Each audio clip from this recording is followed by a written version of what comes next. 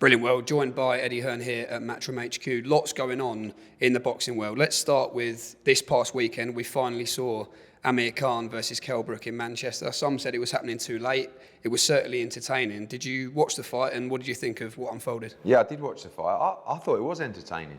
I mean, there's a couple of thoughts. I did think to myself during and after how much I wish I would have made that fight when they were both in their prime, because it was still, although it was one-sided, it was still exciting. But to see those two fight it out in their prime would have been something really, really special. I think Amir deserves a huge amount of credit because, you know, shot to pieces is a bit harsh, but he was shot to pieces and he did not stop trying. He knew he was shot to pieces and he still kept trying. And that's why Amir Khan has been such a great for British boxing, because he's so exciting, so entertaining.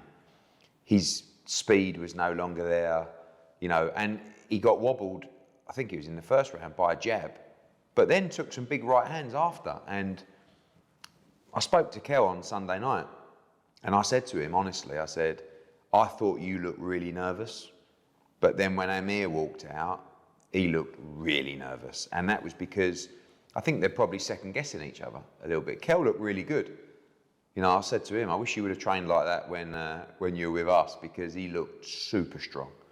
And once he started believing himself, like he knew after that first round that there was no way Amir could win the fight anyway, he started to really look good. And he beat him up, you know, beat him up for 5 rounds or 6 rounds or however long it lasted. And, you know, although we never fell out, I was pleased to see him get that payday and that win, because I had known for a long time how much he wanted to fight Amir Khan and how much he wanted to beat him.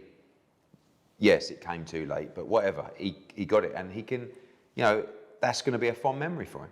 And whatever he does now, you know, he could walk away. I've seen a lot of people saying he should walk away from the sport. Great to go out on a victory like that. I get that, but I don't see that. I think Kell will feel like he has something left, and the opportunity for him to make money will probably be too much for him to turn down.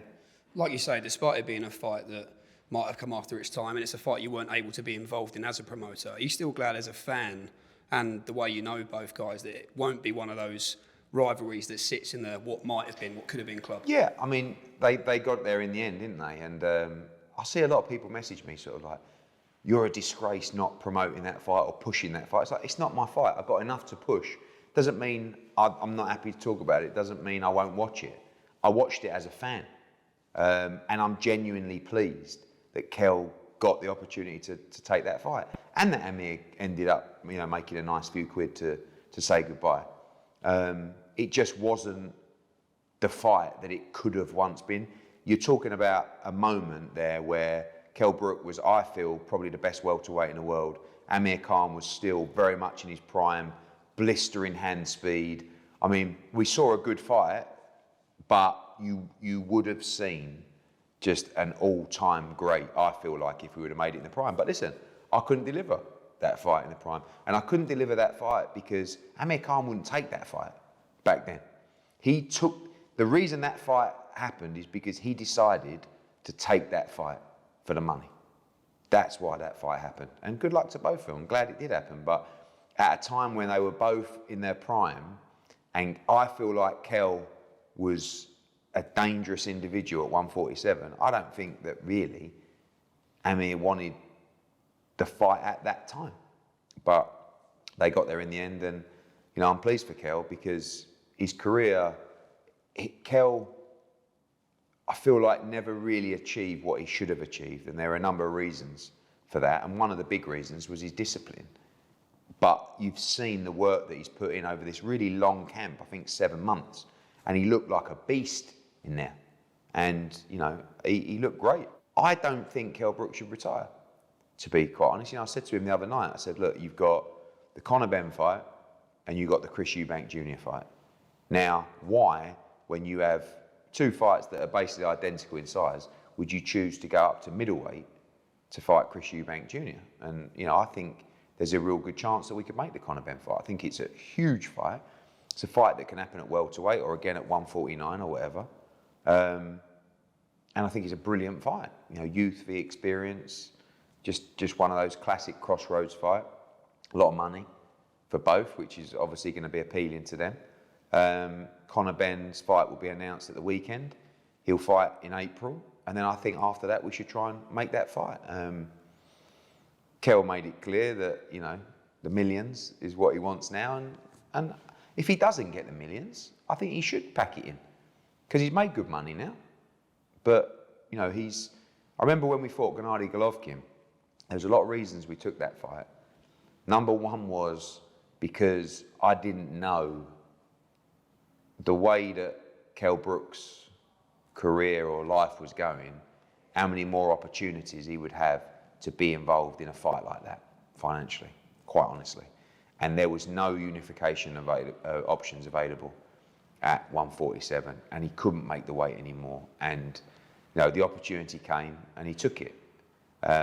Was that a good move or a bad move? You know, I think coming off the back of the orbital injury, maybe you could say it was a bad move, but he made a lot of money that fight that night. I feel like the bigger mistake was going back to 147 to fight Errol Spence. But when you look at the run Kell's had, he boxed Gennady Golovkin and Errol Spence back to back. I mean, you know, it's a pretty impressive run, or within a short period of time. So Kell has been a great servant. I had many frustrating meetings with Kell Brook where he had so much ability. You know, when he beat Sean Porter, he was the best welterweight on the planet.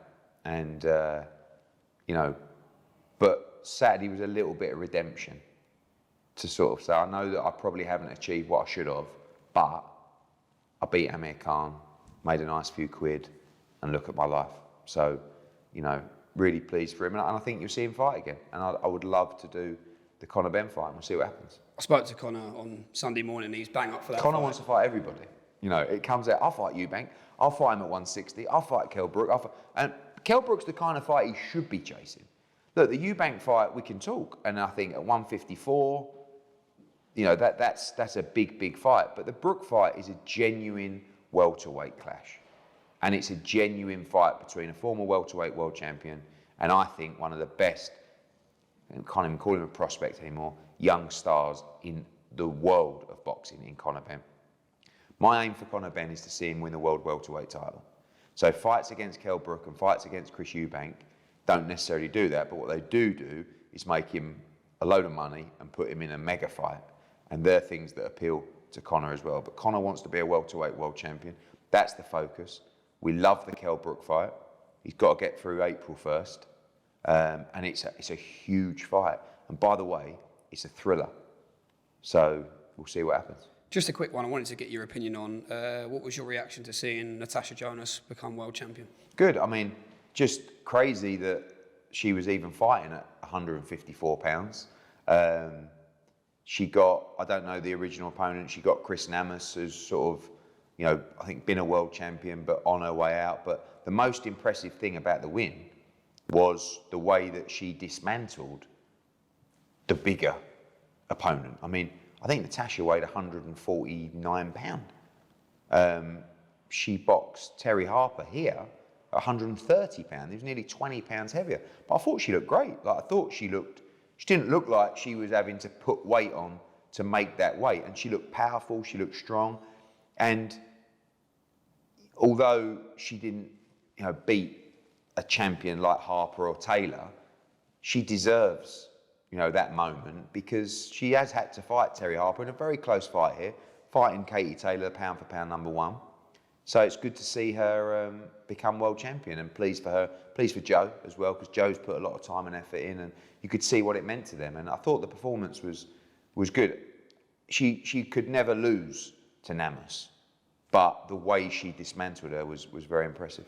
Let's come on to talk about this week for us in our second UK show of the year. Firstly, Storm Eunice been causing a few problems, not much more than for the O2 Arena. Quite shocking pictures, really. They have released a statement. But what can you tell us about the latest developments and how they perhaps, if at all, may affect Sunday's show? Well, Sunday goes ahead. Friday they reopen, and I must admit I was one of those people, while during Storm Eunice, was looking at those images going, and phoning Frank going, mate, is everything all right down there? So they've been working around the clock. Sunday show will go ahead, and we've got a great show.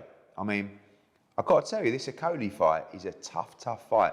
And I feel a bit for Lawrence because not enough people outside of boxing know how good Cieslak is. This is a genuine elite cruiserweight. This is by far the toughest fight of Lawrence Okolie's career so far. Everyone talking about unifications. Marish Bradis will be there working on the presentation on the night. But this is a big fight, a tough fight, a big banana skin. You know, you've seen Spilka and the Polish team giving it the big one online. They believe that Cieslak is coming to win the world title on Sunday. It is a really good cruiserweight fight, but I believe you're going to see why Lawrence Okolie is the best cruiserweight in the world. I think he's untouchable in terms of his power. He's improving all the time under Shane McGuigan, and he's a British world champion. We don't have many left at the moment because you go through peaks and troughs of loads of British world champions. They all have big fights, some lose, and Lawrence is a British world champion that has the ability to unify and become undisputed and go up to heavyweight and be a major force. But this is a really tough fight, and it's a really high-level cruiserweight matchup. Lawrence said this was the next best option for him outside of the unifications. You mentioned that word there. He has been very frustrated. How important is it that we do secure a unification this year for him? Well, it's a must because he's going to move to heavyweight, and it would be a disaster to do that without unifying. But sometimes, you know, when you look at the division, it's quite clear. Bradis has got a mandatory coming up. We were going to do Gulamarin against Igorov in December with the winner fighting Okolie. Gulamarin got COVID, so that got delayed. Makabu just had a mandatory and he's waiting for Canelo, which doesn't look like it's going to happen. So something's got to give. And the next fight for Lawrence Okolie must be a unification. But Cieslak, in my opinion, is better than some of those champions. So he mustn't take his eye off the ball. This is going to be a really tough fight on Sunday. Let's just talk about the decision to have this show on a Sunday. Obviously, we know elsewhere in the boxing calendar, we've got Josh Taylor against Jack Catterall on Saturday night in Glasgow. But rather than just avoiding that clash, are you genuinely interested to see how a Sunday show does perform? I've always felt that Sunday boxing has loads of potential. You know, when you look at it from a scheduling point of view, and I sometimes laugh because I think I'm the audience, I'm the fan, I'm a fight fan. So my Sundays generally comprise of a little bit of grub, or a lot of grub actually, watching the football, and then really not doing a lot other than looking around in the fridge, right? Or what's on TV. I think there's a big opportunity for boxing on a Sunday to follow the live football and the Premier League games, to sit there, and it's a different kind of experience from a live event experience. You know, a Saturday night boxing will never be replaced. This will be a little bit earlier, so you know people can get home in time to go to work on Monday. But I just feel that it's definitely not something that we're looking to switch Saturday night fight night to. But I do believe that Sunday night boxing, sprinkled in every now and again, has got the potential to work.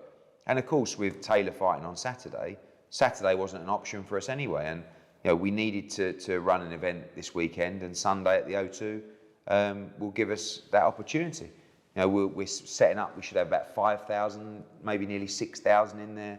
Be a nice crowd, great card.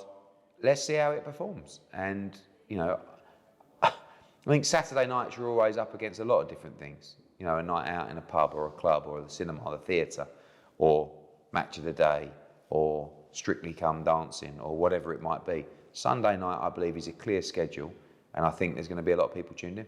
Well, let's talk about that card then. Galal Yafai, Olympic gold medalist, of course, diving straight into a WBC title fight, a 10-rounder. You've worked with Olympic gold medalists from the debut, of course, before. How excited are you for this journey to begin? I think it's so refreshing to see an Olympian go in the deep end early. You know why? Because they've got the ability. So what are you waiting for? You want to have 2 or 3 years, maybe even going stale, or fighting under-level opposition that shouldn't even be in the ring with you. When I signed Galal, you know, Rob McCracken, all those guys at GB, they just said to me, this kid is very, very special. So if you're very, very special, why do you need 6 or 8 6-rounders and 8-rounders against guys that couldn't even win a second of a round against you? So this way, I said, what you should do, and especially don't forget Galal is a flyweight. You know, he's not a heavyweight that, you know, might be a bigger attraction to the casual audience. Let's do something different. Let's fight for a championship fight in your first fight, 10 rounds. You know, and the sort of team looked at me as if to say, 10 rounds, you know. I spoke to Maurizio Suleiman. I explained how good this young man was. The WBC international titles on the line. Bautista, never been stopped. The danger in this fight is not that Bautista is too good for Galal Yafai. It's that Bautista won't stop in this fight unless he gets chinned, which is quite unlikely, and will go for 10 solid championship rounds. That's the risk. But how refreshing and how much more fun to watch a gold medalist start off in a championship fight over 10 rounds. We don't need to see him come out and fight a guy who's 2-12. And all Olympians should look at this. I mean, you know, you're seeing more and more people stepping up. You know, Sandy Ryan stepping up against Farias well before her time. Sky Nicholson is debuting against a 3-0 undefeated fighter from San Diego, in San Diego. These fighters have got the pedigree to perform at a very high level. Some to even win a world title from the gun. So let's see them, and they will perform better against high-level opposition. But this is going to be a tough fight for Galal, and there's a lot of pressure on him. But you'll see how special this kid is. We're talking about Olympians. Obviously, we've got Chev Clark making his pro debut, Fabio Wardley, Fowler up at middleweight. Just talk us through the rest of the show. It's a really good card. I mean, even before that, on Before the Bell, we kicked the night off with Dempsey McKee, our unbeaten Australian heavyweight, against Bracamonte, who we saw Dave Allen have a war with a couple of years ago. You've got young John Hedges, who's improving all the time under Mark Tibbs. Then you've got Campbell Hatton in actually quite a tough fight against Joe Ducker. That's our final fight on Before the Bell. Then we go into the main card. We've got Chev Clark, another Olympian, you know, going to be a big force in the cruiserweight division. Fabio Wardley returning from 7 or 8 months of injury, looking to get back to winning ways.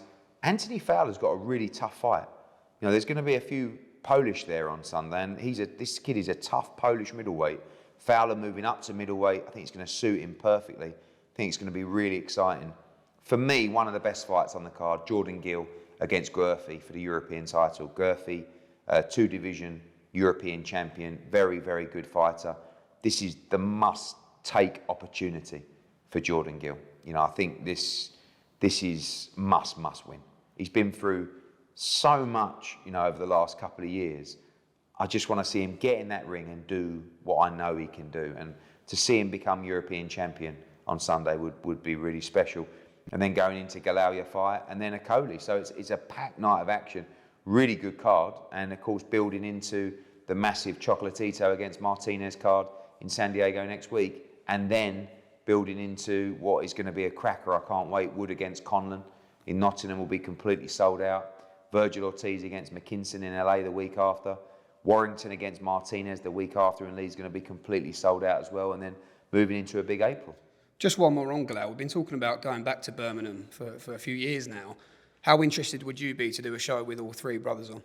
Yeah, I think it's unique, isn't it? I mean, look, you've seen the Smith brothers have been incredible and what they achieved, but I think the aim of the brothers is to get out there, you know, as a trio. I think it would be a very special night. Kell Yafai, we expect to see him back in the ring in April, and Gamal as well. I'd actually like to make Kell Yafai against Charlie Edwards. You know, there's a bit of history there, and we've seen the success of British matchups over the last couple of months. But yeah, seeing them all on the card, I believe that Galal Yafai, you know, you're not going to see him move like Lomachenko, beat Bautista, then fight for the world title. But I want him to fight for the world title in single figures. And, you know, we want to push him out. Our young fighters here have got massive opportunities on huge cards. You know, the Taylor Serrano coming up at MSG, potentially Canelo Alvarez if we get that deal done, AJ against Usyk. You know, some massive opportunities for our young fighters to be involved in some huge nights. You mentioned Warrington Martinez there. What did you make of Kiko's comments about Josh's new Barnett? Yeah, I thought it was funny. Kiko's actually a very, very funny man. Sometimes that gets lost a little bit in the translation, but he I find this fight fascinating because there's so much pressure on Josh Warrington in this fight. If he loses this fight, his career's over. And I think he acknowledges that. It's a chance for him to become a two-time world champion, but it's also a chance for him to move back into massive unification fights in America. He fancies it, but probably the confidence still slightly dented from the Maurizio Lara defeat. But Kiko just thinks this is an absolute home run knockout. He's so convinced that he knocks Josh Warrington out on March 26th. And, you know, he shared a ring with him before, a very close fight when arguably Josh Warrington was in a better phase of his career. And Kiko, from the moment he beat Kid Galahad, this is the fight that he wants. You're going to see 10,000 in Leeds for an unbelievable atmosphere to see if Warrington become a two-time world champion. It's going to be a brilliant fight. You mentioned Canelo there, Eddie. He tweeted in the week that negotiations were still ongoing. We know there's a few offers on the table. On his Instagram story as well, it seems he's getting the hump, and justifiably so, about people questioning his every move.